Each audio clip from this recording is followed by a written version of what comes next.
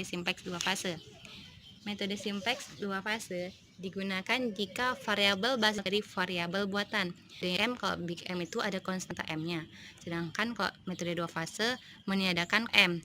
Nah, dan disebut sebagai metode dua fase karena proses ini dilakukan dalam dua tahap atau dua fase, di mana tahap pertama merupakan proses optimasi variabel buatan, sedangkan proses optimasi variabel keputusan di tahap kedua.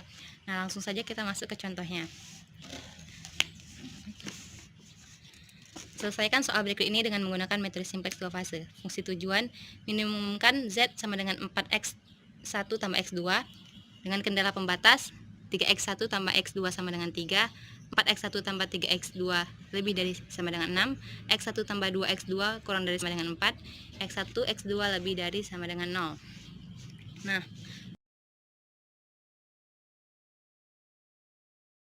pada fase 1, kita menentukan solusi minimum dari sumasi variabel buatan atau artificial variabelnya. Nah, sama seperti metode Big M, pada metode simplex juga kita ubah dulu dari bentuk umum ke bentuk bakunya. Nah, bentuk baku dari kendala pembatas 3x1 tambah x2 sama dengan 3. Di sini kita tambahkan satu variabel buatan, yaitu A1 sama dengan 3. Lalu 4x1 tambah 3x2 lebih dari sama dengan 6. Nah, kalau lebih dari berarti ada variabel surplusnya, yaitu min S1. Karena variabel surplus berkoefisien negatif, maka kita tambahkan satu variabel buatan, yaitu A2 sama dengan 6. X1 tambah 2x2 kurang dari sama dengan 4. Sini kita tambahkan satu variabel slack, ditambah S2 sama dengan 4. Di mana X1, X2, S1, S2, A1, A2 lebih dari sama dengan 0. Nah, dari kendala 1 diperoleh A1 sama dengan 3 kurang 3x1 kurang x2. Dari kendala 2 diperoleh A2 sama dengan 6 kurang 4x1 dikurang 3x2 ditambah s1.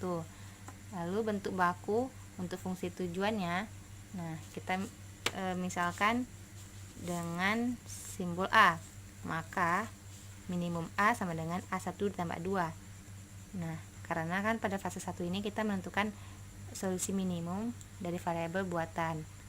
Nah, A1 dan A2 ini adalah variabel buatan. Jika yang diminta minimum maka tandanya positif, namun jika diminta maksimum maka tandanya negatif. Lalu langsung saja kita masukkan nilainya. Nah, A1 3 kurang 3x1 kurang x2 ditambah nilai A2 nya 6 dikurang 4x1 dikurang 3x2 tambah s1. A sama dengan 9 dikurang 7x1 dikurang 4x2 tambah s1, maka A tambah 7x1 tambah 4x2 dikurang 91 sama dengan 9, maka ini merupakan fungsi tahap satunya. Setelah itu kita masukkan nilai-nilainya ke tabel awal simplexnya. Nah, ini sudah saya masukkan nilai-nilainya sesuai pasnya. Nah, karena dari tabel ini kita tabel belum, karena masih ada yang kita cari lagi kolom baris kuncinya. Kalau untuk kolom itu nilai positif tertingginya yaitu 7 ya, berarti kolom kuncinya X1.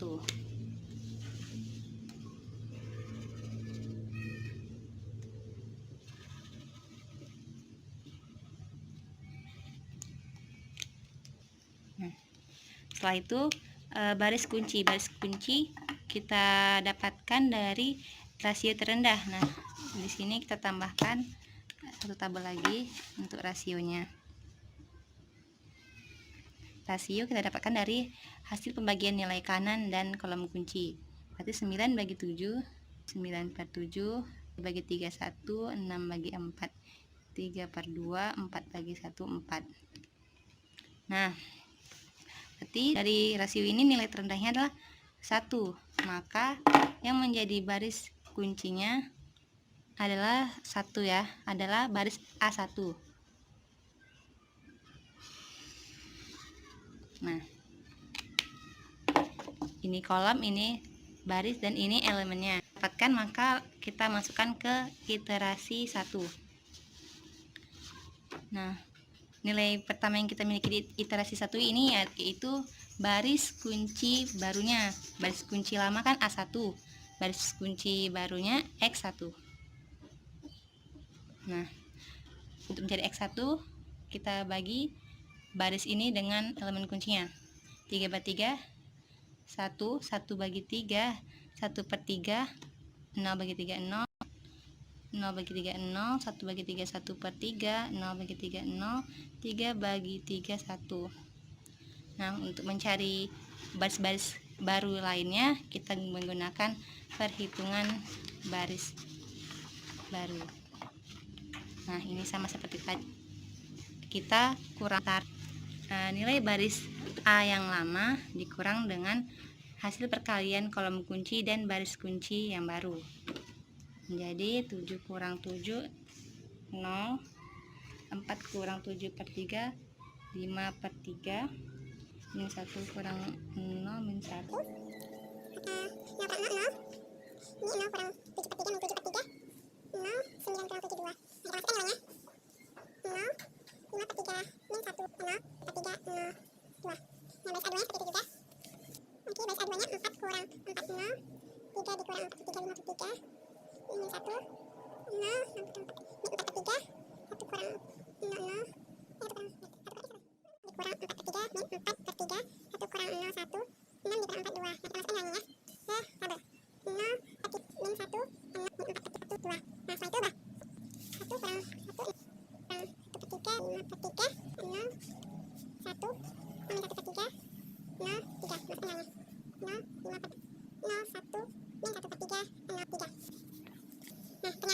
Satu ini tabel belum optimum karena masih ada yang positif, maka kita harus melanjutkan dengan iterasi kedua, yaitu mencari kolom kunci, baris kunci, dan elemen kunci yang lagi.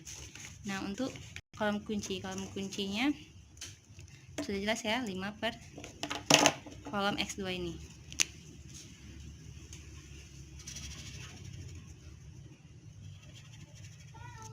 Oke, ini kolom kunci. Untuk baris kunci kita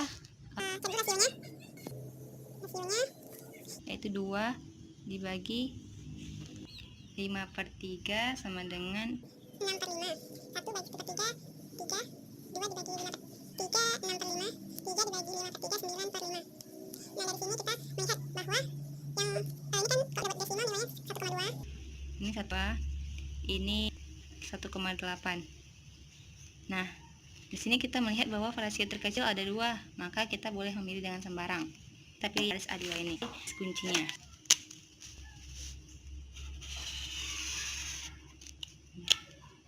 Dan elemen kuncinya adalah 5 per 3. Setelah itu kita masuk ke iterasi kedua.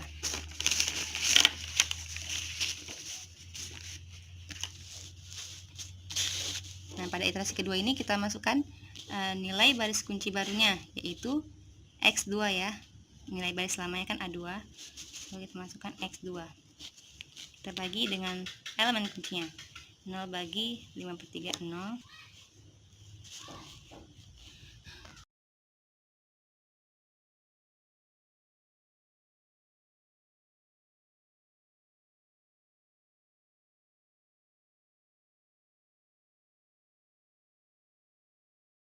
5 per 3 dibagi 5 per 3, 1, min 1 bagi 5 per 3, min 3 per 5, 0 bagi 5 per 3, 0, min 4 per 3 bagi 5 per 3, min 4 per 5,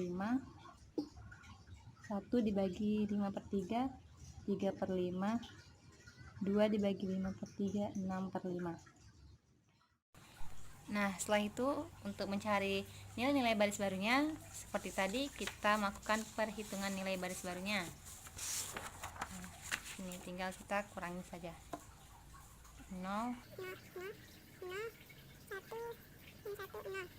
Sini 0, 0, 1 per 5, 0, 3 per 5, min 1 per 5, 3 per 5. 0 kurang 0, 0, 1, 1, min 1, min 1, 1. Nah. lalu kita masukkan ke tabelnya nilai-nilainya. Baris A, 0, 0, 0, 0, min 1, min 1, 0, 0, 0, 1 per 5, 0, 3 per 5, min 1 per 5, 3 per 5. 0, 0, 1, 1, 1, min 1, 1. Nah. Dari iterasi 2 ini, kita lihat bahwa tabel ini sudah optimal ya, karena sudah tidak ada lagi yang positif. Maka nilainya menjadi X1 sama dengan 3 per 5, dan X2 sama dengan 6/5. X2 sama dengan 1. Nah, fase 1 sudah sampai sini saja. Selanjutnya kita masuk ke fase kedua, yaitu proses optimasi variabel keputusan. Fungsi tujuannya minimumkan Z sama dengan 4x1 tambah x2. Kendala pembatasnya, nah karena kan pada fase kedua ini kita mengoptimasi variabel keputusan, maka variabel buatan A1 dan A2 nya kita tiadakan, menjadi x1 tambah 1/5 S1 sama dengan 3/5. X2 dikurang 3/5 S1 sama dengan 6/5. S1 tambah S2 sama dengan 1, dimana X1, X2, S1, S2 lebih dari sama dengan 0. Lalu ini kita ubah ruasnya menjadi X1 sama dengan 3/5 kurang 1/5 S1, X2 sama dengan 6/5 tambah 3/5 S1. Lalu kita substitusikan X1 dan X2 nya pada fungsi tujuan. Nah, fungsi tujuannya kan ini nih, Z sama dengan 4x1 tambah x2. Nah, kita masukkan nilai x1 nya 4, kita masukkan nilai x1 3/5 kurang 1/5 S1 tambah nilai x2 nya 6/5 tambah 3/5 S1. Z sama dengan 12/5 kurang 4/5 S1 tambah 6/5 tambah 3/5 S1. Z sama dengan 18/5 kurang 1/5 S1, maka Z tambah 1/5 S1 sama dengan 18/5. Nah, selanjutnya kita masukkan koefisien-koefisiennya ke dalam tabel simplex fase 2. Nah, ini sudah saya isi koefisien-koefisiennya. Setelah itu kita lihat bahwa pada tabel simplex fase 2 ini nilai Z nya masih ada yang positif, berarti tabel belum optimum. Maka kita cari lagi kolom kunci, baris kunci, dan elemen kuncinya. Nah, sudah jelas ya bahwa kolom kuncinya adalah kolom S1. Nah, untuk baris kuncinya yaitu nilai rasio terendah, yaitu 1.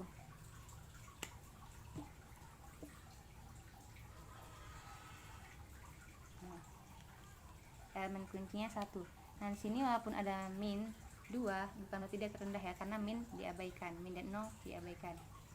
Nah, elemen kuncinya 1. Lalu kita masuk ke iterasi 1. Nah, untuk baris kunci baru pada iterasi 1, kita lihat bahwa baris kunci barunya adalah baris S1 ya. Baris kunci lama S2, ini S1.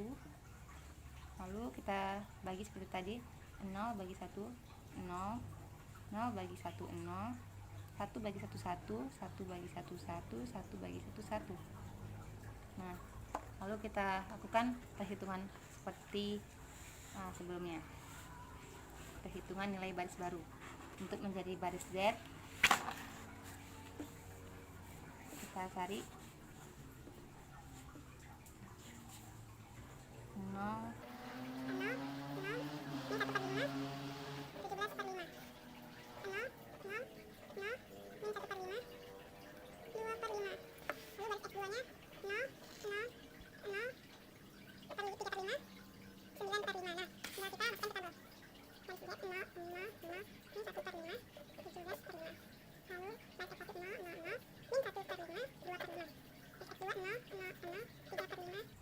9/5. Nah, dari tabel ini, dari iterasi 1 ini, kita lihat bahwa tabelnya sudah optimum karena tidak ada lagi yang positif. Maka perhitungan kita hentikan sampai sini. Dan hasilnya yaitu nilai Z sama dengan 17/5, X1 sama dengan 2/5, X2 sama dengan 9/5, dan S1 sama dengan 1.